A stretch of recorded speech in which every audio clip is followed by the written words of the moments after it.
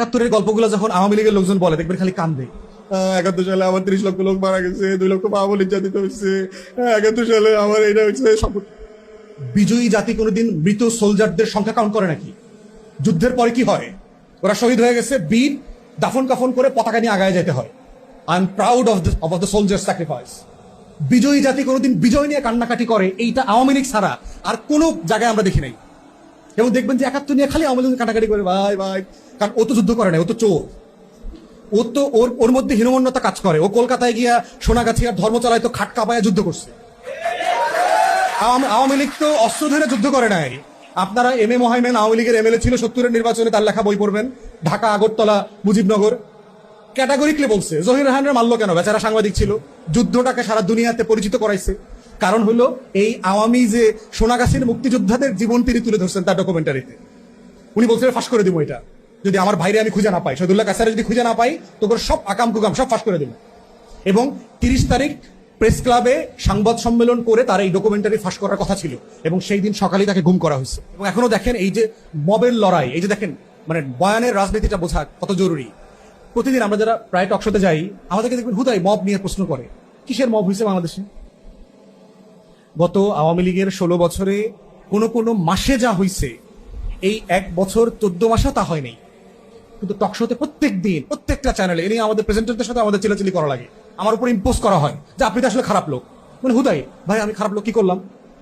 তাকে উল্টা প্রশ্ন করতেছি না, ভাই আপনি কবে ভালো মানুষ ছিলেন? এই জন্য টিভিতে 2-1 প্রেজেন্টারকে আমি গিয়ে বলছি, ভাই আমাকে লাইভে যদি বিব্রত করেন, আমি কিন্তু আপনাকে বেশ্যা না বানায়া স্টুডিও ছাড়বো না। Very clear. এই জন্য অনেক প্রেজেন্টার আমার চোখের দিকে তাকায় বলে, ভাই আপনারা দেখলে ভয় লাগে। আমি এটা তো খুব ভালো খবর। এই ভয়টা চাই আমরা দিল্লি পর্যন্ত পৌঁছে যাক, তাই না? শুধু আমার টকশোর প্রেজেন্টার আমারে ভয় পাইলে হবে না, হাদিরে ভয় পাইলে হবে না। এই ভয়টা দিল্লি পর্যন্ত পাইতে হবে, কলকাতা পর্যন্ত পাইতে হবে। আমি এখানে চোখ ডাঙালি দিলে যেন ওর আত্মা কাইপা যায়, এরকম হইতে হবে, না হলে এই দেশ স্বাধীন থাকবে না।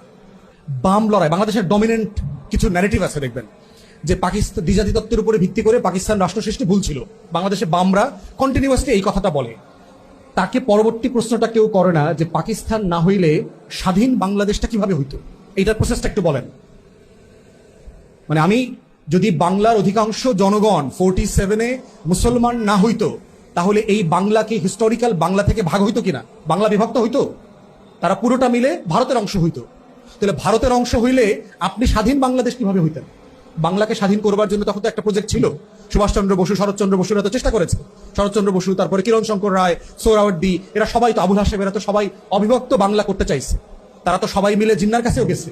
জিন্না বলছে আমার কোনো আপত্তি নাই, আপনারা যদি একসাথে রাষ্ট্র থাকেন আমার কোনো আপত্তি নাই। তবে জিন্না সোহরাওয়ার্দী সাহেবকে এটাও বলে দিছে, এই রাষ্ট্র আপনারা বানাইলেও স্বাধীন রাখতে পারবেন না, আপনাদের খায়া ফেলবে ভারত। আর যখন শরৎচন্দ্র বসু গেছে আপনার কংগ্রেসের নেতাদের কাছে, তারা কি বলছে? বলছে না, এরকম রাষ্ট্র হবে না, বাংলা ভাগ করে দিব। তাহলে যারা এই বয়ানটা কায়েম করলো বাংলাদেশে, এবং বাংলাদেশে বলা হয় যে ভারত বিভক্তির জন্য দায়ী হইলো জিন্না, দেখবেন এই ধরনের কথা বলে। ভারত কেন বিভক্ত হয়েছে এর জন্য দায় হইলো মুসলিম লীগের। একদম এক্স্যাক্টলি অপোজিট ঐতিহাসিক রিয়েলিটি।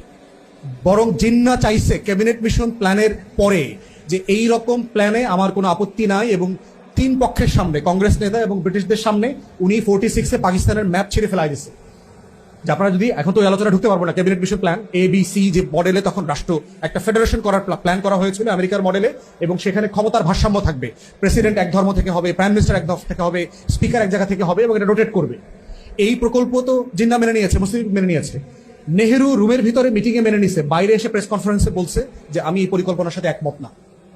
তাহলে ভারত বিভক্তটা কে করলো? ধর্মের ভিত্তিতে এই দেশটাকে তো কংগ্রেস ভাগ করেছে, মুসলিম লীগ করে নাই, জিন্না করে নাই। তাহলে অথচ দেখেন পুরো ন্যারেটিভটা কি চাপায় দিছে আমাদের উপরে, যে এই দ্বিজাতি তত্ত্বের উপরে পাকিস্তান বানানো ভুল সিদ্ধান্ত, মুসলিম লীগ জিন্নার কারণে এই সাম্প্রদায়িক রাজনীতি তৈরি হয়েছে। এই বক্তব্যটা হিস্টোরিক্যালি চালায় দিয়েছে, এবং এই বিশাল জনগোষ্ঠীর ভিতরে এইটাকে কাউন্টার করা, চ্যালেঞ্জ করা কোনো চেষ্টাই আমরা দেখলাম না। তাহলে চেষ্টা না করার মধ্য দিয়ে আপনি কি করেছেন? কংগ্রেসের যে ন্যারেটিভ, কংগ্রেসের বক্তব্যটা যেটা আমরা আমাদের মুখ থেকে এখন বানায় নিতেছি, করতেছি, তাহলে কংগ্রেসের বয়ান যদি আপনারও বয়ান হয়, তাহলে বাংলাদেশ আলাদা স্বাধীন রাষ্ট্র কিভাবে থাকে? এটার সাথে একটা যায় না তো, মানে একটা তো হিস্টোরিক্যালি একটার সাথে একটা কন্ট্রাডিক্ট করে। কিন্তু এই কন্ট্রাডিকশন গুলো এই পলিটিক্সকে আমাদের এখানে এস্টাবলিশ করেছে বামপন্থীরা, সিপিবি পার্টিকুলারলি। এবং সিপিবি কখনোই বাংলাদেশের রাজনীতি করে নাই। এই কমিউনিস্ট পার্টি ঐতিহাসিকভাবেই খুবই লো কোয়ালিটির পার্টি, কিন্তু এগুলো আপনারা যদি সিপিবির পলিটিক্সটা পড়েন, এরা কেউই মার্কসের লিটারেচার পড়ে নাই। এরা মার্কসের তাফসির যেগুলো কলকাতায় করছে, ওই তাফসিরটা এখানে পড়ছে, এবং ওই তাফসিরগুলো কারা করছে? ব্রাহ্মণরা করছে, জমিদাররা করছে। অতএব ব্রাহ্মণের যে জাতপাতের ভিউ, তার যে অখাং ভারত, বিজেপির রাজনীতির যে টানেল ভিউ, তার যে সুপিরিয়রিটি, তার যে জমিনদারি সিস্টেম, কলোনিয়াল মডেলকে, ব্রিটিশদেরকে দেবদূত বানানো, মুসলমানদেরকে, মোগল এম্পায়ারকে অপর বানানোর যে রাজনীতি, সেই টানেল দিয়ে সে মার্কসের তাফসির করছে, এবং এটা মুসলমানের বাচ্চাদেরকে এখানে বুঝাইছে এগুলো।